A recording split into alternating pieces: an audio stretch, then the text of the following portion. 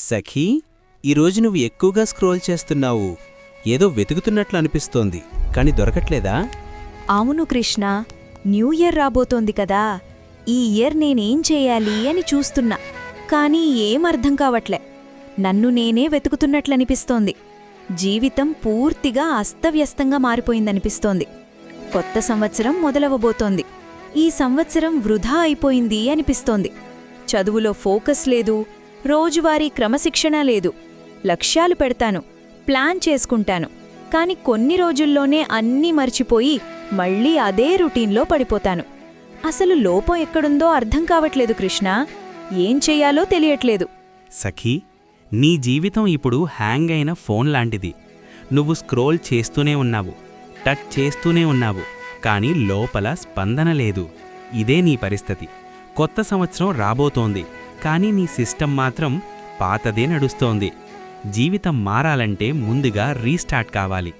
కొత్త సంవత్సరం అంటే కొత్త గోల్స్ రాయడం కాదు, పాత అలవాట్లను మార్చుకోవడం. రీసెట్ లేకపోతే new year equal to old life plus new date. కాబట్టి సఖీ, ఈ కొత్త సంవత్సరం మొదలయ్యే ముందు నీ జీవితానికి కూడా రీసెట్ చేసి రీస్టార్ట్ చేయడం అవసరం. సఖీ, ఎప్పుడైనా పాత వస్తువులను గమనించావా? పాత రైళ్లు, దుమ్ము పట్టిన లైబ్రరీలు, పసుపు వెలుతురు బల్బుల కింద ఉన్న చదువుకునే టేబుళ్ళు. వాటిలో ఒక ప్రశాంతత ఉండేది, ఒక డెప్త్ ఉండేది. ఈరోజు అన్నీ ఫాస్టే. Fast internet, fast food, fastest life. కానీ సమస్య ఏంటంటే మనం ఫాస్ట్గా మారాం, లోతుగా అంటే డెప్త్గా ఆలోచించడం మర్చిపోయాం. Calendar change not equal to life change. సఖీ, గత ఏడాది నీవు ఎవరో ఈ కొత్త సంవత్సరంలో కూడా అదేనా? అవే అలవాట్లు, అవే రీజన్స్, అవే డిస్ట్రాక్షన్లు. మనమందరం అంటాం ఈ కొత్త సంవత్సరంలో మారతాం, కానీ సఖీ, క్యాలెండర్ మారితే జీవితం మారదు. ఉద్ధరేతాత్మనాత్మానం నాత్మానం అవసాదయేత్ అంటే నిన్ను నీవే పైకి తీసుకురావాలి, అంటే నిన్ను నువ్వు డెవలప్ చేసుకోవాలి. నిన్ను నీవే దిగజార్చుకోకూడదు. మనం మనల్ని మనమే సందేహించుకుంటాం. కొత్త సంవత్సరంలో రాబోయే సక్సెస్ గురించి, దాని నుండి వచ్చే ఫలితాలను గురించి కలలు కంటాం, కానీ అవి రావడానికి చేయాల్సిన కర్మను మాత్రం వాయిదా వేస్తాం. నీ సమస్య ప్రతిభ కాదు సఖీ, మోషన్ మరియు ప్రోగ్రెస్ మధ్య తేడా. ప్లాన్లు వేసుకోవడం, మోటివేషన్ వీడియోలు చూడడం, ఇవన్నీ మోషన్. ఇవి శ్రమలా అనిపిస్తాయి, కానీ నిజానికి ఇవి కంఫర్ట్స్. ఆ కంఫర్ట్స్ ఇచ్చే లేజీనెస్. వీటి నుండి బయటపడటానికి నేను 4 స్టెప్స్ చెప్తాను సఖీ, విను. Step 1, mind reset. డోపమైన్ కాదు, డెప్త్. నీ మెదడు విజయాన్ని కోరదు సఖీ, అది డోపమైన్ కోరుతుంది. కొత్త సంవత్సర ఉత్సాహం తగ్గగానే ఫోన్, రీల్స్, డిస్ట్రాక్షన్.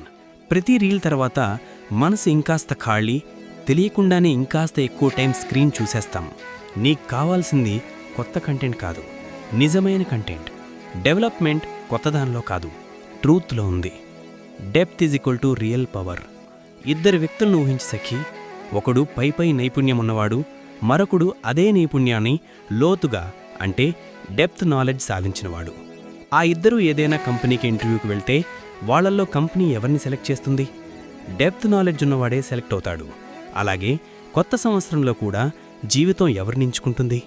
లోతుగా వెళ్ళినవాణ్ణే, అంటే డెప్త్ నాలెడ్జ్ గెయిన్ చేసినవాణ్ణే. Step 2, battle mode. 60 day identity shift, new year face.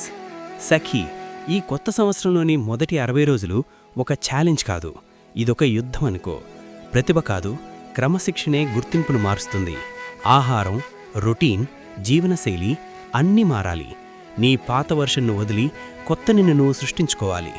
Exam warrior, focus mission, 60 day beast, ఇలా ఏ పేరైనా పెట్టుకో. కానీ ఈ కొత్త సంవత్సర ఆరంభంలో నీ పాత నువ్వుతో యుద్ధం చెయ్యాలి. కర్మణ్యేవాధికారస్తే మా ఫలేషు కదాచన అంటే కర్మ చేయడం వరకే నీ హక్కు, ఫలితం మీద కాదు.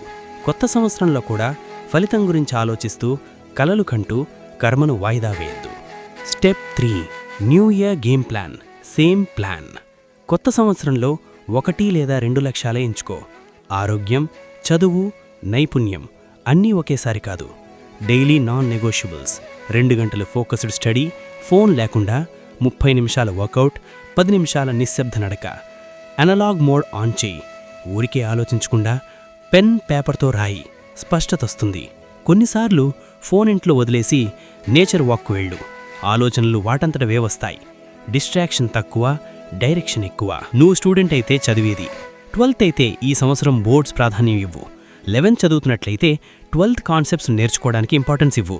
ఇలా ఏ రంగంలో ఉంటే ఆ రంగంలో నువ్వు నైపుణ్యం సాధించే ప్రయత్నం చేయి. కొత్త సంవత్సరం ప్రారంభంలోనే భవిష్యత్తు నిర్ణయించబడుతుంది. Step 4, power of 1%. కొత్త సంవత్సరంలో రోజు 1% ఇంప్రూవ్ చేసినా చాలు. Half Netflix, half YouTube reels, 0 excuses. మొదటి 10 రోజులు కష్టంగా అనిపిస్తుంది, కానీ ప్రయత్నిస్తే 11వ రోజు నుండి ఒక రిథంలాగా అలవాటైపోతుంది. యోగస్థ కురు కర్మాణి, స్థిరంగా ఉండి పనిచేయి. అంటే ప్రేరణ వస్తుంది, పోతుంది. క్రమశిక్షణే కొత్త సంవత్సరం గేమ్ను మారుస్తుంది. జనవరి 1న ప్రపంచం హ్యాపీ న్యూ ఇయర్ అంటూ పార్టీల్లో మునిగి తేలుతుంటే నువ్వు మాత్రం న్యూ ఇయర్ న్యూ మీ అంటావు. కానీ సఖీ, అది వాళ్లకు డే 1 ఆఫ్ న్యూ ఇయర్, కానీ నీకు developed version of new successful day. పైపైన కాదు సఖీ, లోతుగా ఆలోచించడం నేర్చుకో. అక్కడే స్పష్టతుంటుంది. యదా యదా హి ధర్మస్య గ్లానిర్భవతి భారత. కొత్త సంవత్సరం కొత్త ఉదయాన్ని కాదు, కొత్త నిన్ను కోరుకుంటోంది.